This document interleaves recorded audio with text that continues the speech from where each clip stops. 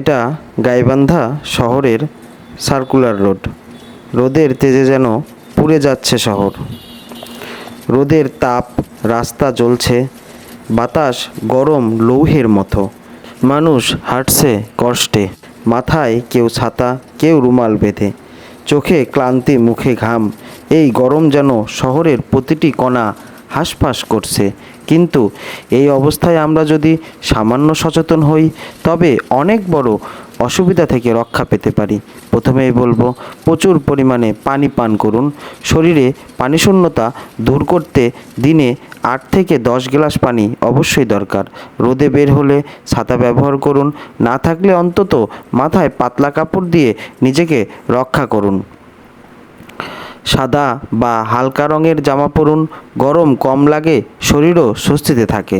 তাজা ফল যেমন তরমুজ, শাক, ডাবের পানি খাওয়া খুবই উপকারী।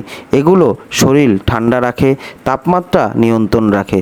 রোদে বেশি কাজ করলে মাঝে মাঝে বিশ্রাম নিন, না হলে গরমের চাপে দুর্বল হয়ে পড়বেন। তেল মশলা জাতীয় খাবার এড়িয়ে চলুন, আর বাইরে নোংরা পানীয় খাবার একদম বাদ দিন। গরম তো পড়বেই, কিন্তু সচেতনতা আর সতর্কতাই হতে পারে এই গরমে আমাদের সুস্থ রাখতে। কিন্তু গরমে শুধু চলি না, সচেতনভাবে চলি। নিজে ভালো থাকি, অন্যকে ভালো রাখি। ধন্যবাদ সবাইকে। ভালো থাকবেন, সুস্থ থাকবেন, আমাদের সঙ্গে থাকবেন।